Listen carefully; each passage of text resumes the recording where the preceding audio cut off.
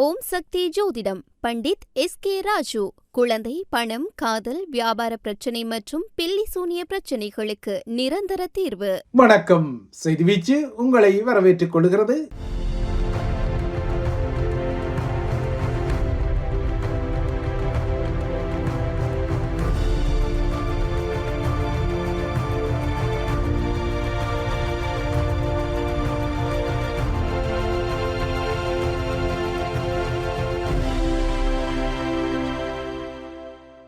இன்றைய செய்தி வீச்சிலும் இலங்கை மற்றும் உலக நிலவரங்கள் காத்திருக்கின்றன. இலங்கை மற்றும் இந்தியா ஆகிய நாடுகளில் ஆடி அமாவாசை விரதம் இன்று கடைபிடிக்கப்படும் நிலையில் இன்று இந்த ஆண்டின் ஒரே ஒரு முழு சூரிய கிரணமும் உலகத்தை கடக்கின்றது. இந்த சூரிய கிரகணத்தால் ஐரோப்பிய புலம்பெயர் நாடுகளில் நாளைதான் ஆடி அமாவாசை விரதம் கடைபிடிக்கப்படுவதாக புலம்பெயர் நாடுகளில் உள்ள சைவ ஆலயங்கள் ஏற்கனவே ஒரு அறிவிப்பை விடுத்ததும் நீங்கள் அறியக்கூடிய விடயம். இன்றைய சூரிய கிரணம் ஏனைய நாடுகளை விட ஐரோப்பிய கண்டத்தில் உள்ள நாடுகளுக்கு மிகவும் முக்கியம் வாய்ந்த ஒரு கிரகணமாக இருப்பதற்கு காரணம் 99ஆம் ஆண்டுக்கு பின்னர் ஐரோப்பாவில் தெரியும் முதலாவது முழுமையான சூரிய கிரகணம் இதுதான் என்ற நிலை இருக்கின்றது. சூரிய கிரகணங்களின் போது சுற்றுச்சூழல் சிறிது நேரமே மாறியிருக்கும். கிரகணம் இருளாக சொற்ப நேரம் நீடிக்கும், பின்னர் அது வளமைக்கு வந்துவிடும்.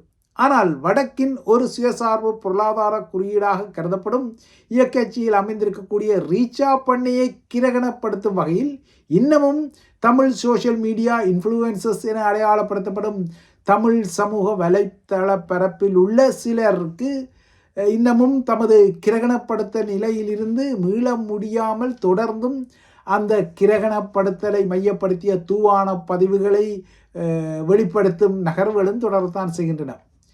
எனினும் இந்த சம்பவங்களுக்கு பின்னர் தாயகம் மற்றும் புலம்பெயர் மக்களிடமிருந்து தனக்கும் தனது நிறுவனத்திற்கும் கிட்டிய அன்புக்கும் ஆதரவுக்கும் நன்றி தெரிவித்து ரீச்சாவின் உரிமையாளர் BK தனது முகநூல் பக்கத்தில் ஒரு பதிவை இட்டு இந்த சர்ச்சைகளுக்குரிய பொறுப்பு குரலின் ஒரு பகுதியையும் ஏற்றுக்கொண்டு, அதாவது தமது தரப்பிலும் ஏற்றுக்கொண்டு இந்த சர்ச்சைகளை முடித்து கொண்டு வளமைக்கு திரும்பினாலும் இந்த சோஷியல் மீடியா இன்ஃப்ளூயன்ஸில் இருக்கும் ஒரு சாரார் இந்த கிரகணப்படுத்தலில் தொடர்ந்தும் உழலத்தான் செய்கின்றார்கள். தமிழ் சமூக வலைத்தள பரப்பில் உள்ள இந்த சில இன்ஃப்ளூயன்சர்ஸுக்கு இல்லையென்றால் அவர்களை தூண்டிவிடும் வாய்ச்சவடால் கிளாடியேட்டர் ரக பிரகிருதிகளுக்கு இவ்வாறான மலினங்களிலிருந்து வெளியேற முடியாத நிலைமை இருக்கின்றது. தான் சொல்வார்களே சாக்கடை புழுவுக்கு போக்கிடம் ஏது என தொடர்ந்தும் அவர்கள் அதிலேயே உழல தலைப்படுகின்றார்கள். அவர்களின் தனிப்பட்ட சமூக வலைத்தள கணக்குகளில் இதற்கான அலப்பறை தூவானங்கள் தொடர்ந்தும் அடிக்கத்தான் செய்கின்றன. இந்த விடயத்தை சில இன்ஃப்ளூயன்ஸ்காரர்கள், அதாவது இந்த சமூக வலைத்தளக்காரர்கள் தொடர்ந்தும் தலைப்படுவதற்கு சில காரண காரியங்கள் உள்ளன. அவர்களுக்கு சில முக்கியமான முகங்கள் குறித்து எதிர்மறையாக பேசிக்கொள்வது இல்லையென்றால் எழுதுவது அவர்களுக்கு வாய்த்த உள்ளடக்கங்களாக கருதப்படுவதால் தொடர்ந்தும் இவ்வாறான சர்ச்சை பதிவுகள் மற்றும் சில பிரபல முகங்களை மையப்படுத்திய எதிர்மறை பதிவுகளை போட்டு தமது தனிப்பட்ட முகநூல் பக்கங்களை முன்னிலைப்படுத்த அவர்கள் முயல்கின்றார்கள். அரசியல் ரீதியில் சமூக வலைத்தள பரப்பில் இல்லைனால் ஊடகங்களில் அரசியல்வாதிகளை விமர்சிக்கும் போக்கு அது வேறானது. ஆனால் இது ஒரு தனிப்பட்ட ஒரு தனிநபரை மையப்படுத்தி இல்லையென்றால் அவரது நகர்வை மையப்படுத்தி அரசியல் சாராத அவரது வணிகத்தை மையப்படுத்தி இவ்வாறு எதிர்மறையாக பதிவிடும் போக்கு இப்போது தீவிரப்படுத்துகின்றது. ஏற்கனவே பேசப்படும் ஒரு விடயத்தை மையப்படுத்திய தமக்குரிய உள்ளடக்கத்தில் இவ்வாறான சோஷியல் மீடியா இன்ஃப்ளூயன்சர்ஸ் சவாரி செய்து கொள்கின்றார்கள். ஏனென்றால் இது எளிதான ஒரு விடயம். ஏனென்றால் யாரையும் தாக்கிக் கொள்ளலாம், யாரையும் வன்மத்துடன் தூஷித்து கொள்ளலாம் என்பது எளிதாக செய்யக்கூடிய காரியம் என்பதால் இது ஒரு மேனியா நோயாக சில சமூக வலைத்தள பதிவர்களிடம் தொடரத்தான் செய்கின்றது. எனினும் இவ்வாறான இன்ஃப்ளூயன்ஸ் முகங்களை பொறுத்தவரை தாம் சில பதிவுகளை இட்டு தமது பதிவுகளை பார்க்கும் பார்வையாளனின் உணர்வுகளை தூண்டி அதன் மூலமாக சில நகர்வுகளை இல்லையென்றால் தமது பக்கங்களை தொடர்ந்தும் இருப்பில் வைத்திருக்க அந்த முகங்கள் முனைவதால் இந்த மேனியா நிலை தாயகம் மற்றும் புலம்பெயர் நாடுகளில் உள்ள சமூக வலைத்தள பரப்பில் இழுபடத்தான் செய்கின்றது. இவ்வாறான நகர்வுகளால் தாமும் ஒரு அதிகாரம் சார்ந்தவர்கள் அல்லது உள்ள விவரங்கள் தெரிந்தவர்கள் என்ற அடித்து விடல்களை இவ்வாறான சோஷியல் மீடியா இன்ஃப்ளூயன்சர்ஸ் செய்து போலி பிம்பங்களை தமக்குரிய அந்த பக்கங்களுக்காக கட்டமைத்து கொள்வதும் தெரிகின்றது. ஆனால் இவ்வாறானவர்கள் தாயகத்தை பொருளாதார ரீதியில் மேம்படுத்த ஒரு துரும்பையும் கிள்ளி போடாதவர்கள் என்ற கசப்பான யதார்த்தம் இருக்கின்றது.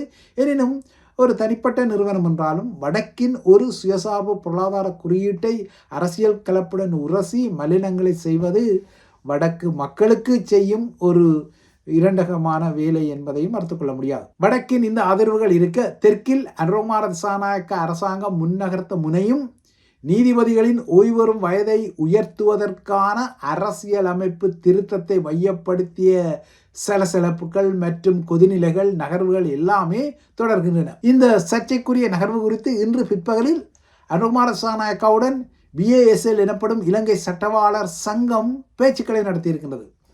இலங்கையின் ஒட்டுமொத்த சட்டத்துறையும் அனுர அரசாங்கம் முன்னகர்த்த தலைப்படும் 22ஆம் சட்ட திருத்தத்தை, அதாவது அரசியலமைப்பின் 22ஆம் சட்ட திருத்தத்தை எதிர்ப்பதான செய்தியுடன் நடந்த இந்த சந்திப்பின் பெறுபேறுகளின் முடிவு இந்த பதிவு பதியப்படும் போது செய்தி வீச்சுக்கு கிட்டவில்லை. இதனை நாளை பார்க்கலாம். என்றாலும் அனுர அமைச்சரவையின் முக்கிய முகமான லால்காந்தாவின் மைத்துனரை வாகன ஏலம் தொடர்பான நிதி மோசடி வழக்கு ஒன்றில் தூக்கிய கேகாலை சிஐடியினர் இன்று அவரை கேகாலை நீதவான் நீதிமன்றத்தில் முன்னிலைப்படுத்திய நிலையிலும் முன்னாள் அரசு தலைவர் மஹிந்த ராஜபக்ஷவின் மகனான யோசித ராஜபக்ஷ மீண்டும் ஒருமுறை இன்று ஸ்ரீலங்கா சிஐடியினரிடம் வாக்குமூலம் அளிக்க சென்றதால் அவர் மீண்டும் கைது செய்யப்படுவாரா, உள்ளே தூக்கி போடப்படுவாரா என்ற பரபரப்புகள் நிலவிய பின்னணியிலும் அனுரவுடன் இலங்கை சட்டவாளர் சங்கம் சந்திப்புகளை நடத்தி இருக்கின்றது. அனுரவுடனான இன்றைய பேச்சுக்களின் முடிவுகள் தோல்வியில் முடிவடைந்தால் இனி நாடளாவிய ரீதியில் சட்டவாளர் சங்கத்தின் போராட்டங்களில் என்றால் நீதிமன்றங்களை முடக்கக்கூடிய சட்டவாளர்களின் பணிப்புறக்கணிப்பு போராட்டங்கள் எல்லாம் வரக்கூடிய அச்சநிலை இருப்பதையும் மறுத்துக்கொள்ள முடியாது. இதே அரசியலமைப்பு திருத்தத்தை எதிர்த்து ஸ்ரீலங்காவின் பௌத்த மகா சங்கங்கள் அனுரவுக்கு ஏற்கனவே ஒரு கடிதத்தை அனுப்பியிருக்கின்றார்கள். இந்த கடிதம் அனுரவுக்கு கிட்டியதாக நேற்று ஸ்ரீலங்காவின் அமைச்சரவை பேச்சாளர் நலிந்த ஜேசித ஊடகங்களுக்கு உறுதிப்படுத்தியும் இருக்கின்றார். ஆகையால் இவ்வாறான எதிர்ப்புகளை தாண்டி 22ஆம் திருத்தத்தை ஒப்பேற்றுவதா அல்லது இந்த விடயத்தில் ஒரு வடிவ திருப்பத்தை எடுத்து இலங்கை சட்டவாளர் சங்கம் இல்லையென்றால் பௌத்த மகா சங்கங்களின் கோரிக்கைகளுக்கு இல்லையென்றால் வேண்டுகோள்களுக்கு செவி சாய்த்து கொள்வதா என்பதை ஏகேடிஆர் ஆகிய அரசு தலைவர் அனுரகுமார திசாநாயக்கா தான் முடிவு செய்யக்கூடிய நிலையில் இருக்கின்றார். 22ஆம் திருத்தத்தை எதிர்க்கும் இலங்கை சட்டவாளர்கள் சங்கத்தை பொறுத்தவரை இந்த நடவடிக்கை இலங்கையின் நீதித்துறையின் சுதந்திரத்திற்கு கடுமையான பாதிப்புகளை ஏற்படுத்தக்கூடும் என்ற கவலையும் பயமும் உள்ள ஒரு அமைப்பாக இப்போது உள்ளது. அதன் தலைவர் ராஜீவ் அமரசூரிய மற்றும் அதன் செயலாளர் நளின் டி சில்வா ஆகியோரின் ஒப்பங்களுடன் இன்று ஒரு புதிய அறிக்கை வெளிப்பட்டது. இந்த அறிக்கை வெளிப்பட்ட பின்னர் தான் அனுரவுடன் இலங்கை சட்டவாளர் சங்கம் பிற்பகலில் சந்திப்புகளை நடத்தியது. காலையில் இந்த அறிக்கை வெளியானது. இந்த அறிக்கையில் அனுர தரப்பால் முன்னகர்த்தப்பட திட்டமிடப்படும் 22ஆம் திருத்தம் இலங்கை நீதித்துறையின் சுதந்திரத்தில் நேரடியாக தலையீடு செய்வதான குற்றச்சாட்டும் இருந்தது. அது தொடர்பான பதற்றமும் இருந்தது, கடுமையான கண்டனமும் இருந்தது. அத்துடன் நாடாளுமன்றத்தின் ஊடாக பெரும்பான்மையை இந்த 22ஆம் சட்ட திருத்தத்திற்கு பெற்று அனுர அரசாங்கம் இதனை ஒப்பேற்றிக் கொள்ள முடியாது. மாறாக 22ஆம் திருத்தத்தை ஒப்பேற்றிக் கொள்ள வேண்டுமானால் சர்வஜன வாக்கெடுப்பு, அதாவது நாடளாவிய ரீதியில் ஒரு ரெஃபரண்டம் குடியேற்ப வாக்கெடுப்பு நடத்தப்பட வேண்டும், அது அவசியம் என்றும் அது கூறிக்கொள்கின்றது. இந்த இழுவறைகளின் பின்னணியில் தான் இன்று பிற்பகல் 1 மணிக்கு அனுரவும் இலங்கை சட்டத்தரணிகள் சங்கமும் பேசியிருக்கின்றது.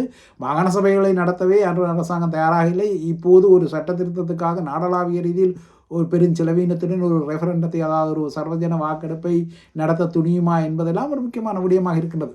இதற்கிடையே இலங்கையில் போதைப்பொருள் தொடர்பான குற்றங்களுக்கு மீண்டும் மரண தண்டனையை விதிப்பது குறித்த அலசல்கள் அனுரவால் ஆய்வு செய்யப்படும் நிலையில் இலங்கையில் தற்போது உள்ள 2 மரண தண்டனை நிறைவேற்ற பணியாளர்கள் தமக்கு விரைவில் வேலை வரக்கூடும் என்ற ரீதியில் தயார்படுத்தல்களுக்கு தயாராகி வருகின்றனர்.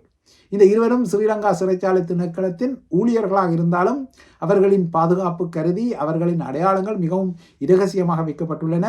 இந்த மரண தண்டனைகள் மீண்டும் நிறைவேற்றப்படுவதற்கான அழைப்பு வந்தால் மட்டும் இந்த 2 மரண தண்டனை நிறைவேற்று பணியாளர்களும், பொதுவாக பழைய தமிழில் அலுகோசுகள் என அழைத்துக் கொள்வார்கள், இப்போது அது நடைமுறையில் இல்லை, இந்த பணியாளர்கள் பணிக்கு திரும்புவார்கள். இதற்கிடையே மரண தண்டனைகளை மீண்டும் நிறைவேற்று முடிவு செய்தால் இலங்கையில் அதற்காக உள்ள ஒரே ஒரு இடமாக இருக்கக்கூடிய வெலிக்கடை சிறைச்சாலையின் தூக்குமேடை பயன்பாட்டுக்கு தயாராக இருப்பதாகவும் சிறைத்துறை அறிவித்துள்ளது. முன்னர் கண்டியில் உள்ள போகம்பர சிறைச்சாலையிலும் ஒரு தூக்குமேடை இருந்தாலும் அந்த சிறைச்சாலை மூடப்பட்டுள்ளதால் இலங்கையில் தற்போது மரண தண்டனைகளை நிறைவேற்ற இருக்கும் ஒரே ஒரு இடமாக வெலிக்கடை சிறைச்சாலையும் அந்த மரண தண்டனைகளை நிறைவேற்றுவதற்குரிய பணியாளர்களாக 2 பேர் தான் இப்போது இலங்கையில் இருப்பதும் குறிப்பிடத்தக்க ஒரு விடயம். இவை இலங்கை விடயங்கள். இறுதியாக ஈரான் மீதான அமெரிக்காவின் போர் இப்போது செங்கடல் பரப்பிலும் உயிர் பலிகளை எடுக்க ஆரம்பித்து விட்டது. ஈரான் ஆதரவு ஹவுத்திகள் கடந்த மாதம் 20ஆம் தேதி பாப் அல் மண்டே நீரிணைக்கு முற்றுகையை அறிவித்த பின்னர், குறிப்பாக சவுதி கப்பல்களுக்கு முற்றுகையை அறிவித்த பின்னர் அந்த கடற்பரப்பில் பதிவான முதலாவது உயிரிழப்புகளில் 2 பாகிஸ்தானிய மாலுமிகளும் ஒரு இந்தோனேஷிய மாலுமியும் அடங்கியுள்ளனர். இந்த நீரிணை பகுதியால் சென்று கொண்டிருந்த சவுதிக்கு சொந்தமான வணிக கப்பல் ஒன்று ஹவுத்திகளின் ஏவுகணைகளால் தாக்கப்பட்ட பின்னர் இவர்கள் 3 கொல்லப்பட்டுள்ளனர். இதேபோல ஈரானிய துறைமுகத்தை நோக்கி சென்று கொண்டிருந்த பனாமா கொடி காவிய சரக்கு கப்பல் ஒன்றை அமெரிக்க கடற்படை ஹோமோஸ் நீரிணையில் தாக்கி முடக்கியுள்ளது. இந்த கப்பலை நெருங்கி அமெரிக்க கடற்படையின் MH-60 ரக உலங்கு வானூர்தி கப்பலின் இயந்திர அறைக்குள் 2 ஹெல்ஃபயர் ஏவுகணைகளை ஏவி வெடிக்க வைத்ததால் கப்பலின் திசை திருப்பின் கருவி செயலிழக்கப்பட்டதால் கப்பல் முடக்கப்பட்டது. இனிமேல் இந்த கப்பல் ஈரானை நோக்கி பயணிக்குமா என்பது ஒரு முக்கியமான விடயமாக இருக்கின்றது.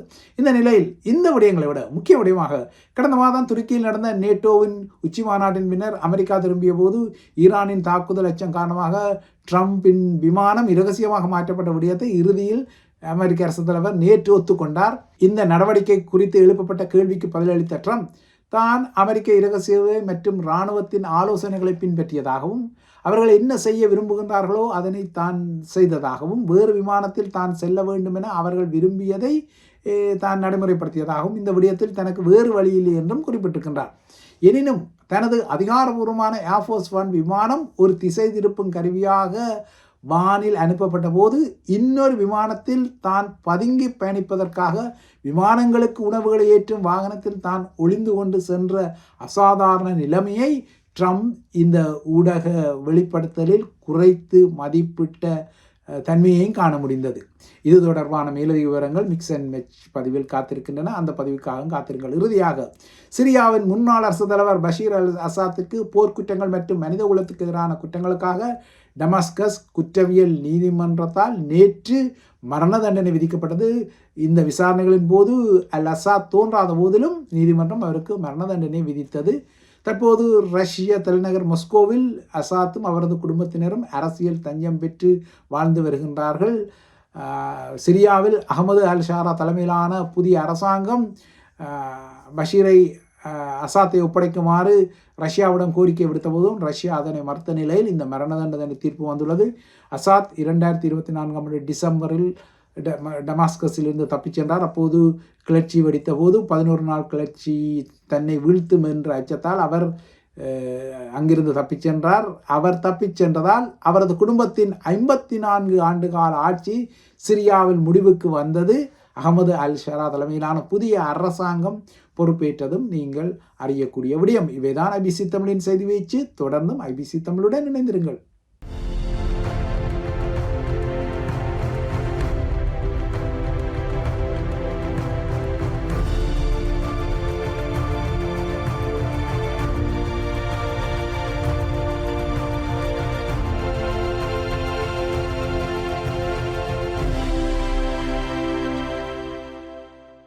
ஓம் சக்தி ஜோதிடம் பண்டித் SK ராஜு. குழந்தை, பணம், காதல், வியாபார பிரச்சனை மற்றும் பில்லி சூனிய பிரச்சனைகளுக்கு நிரந்தர தீர்வு.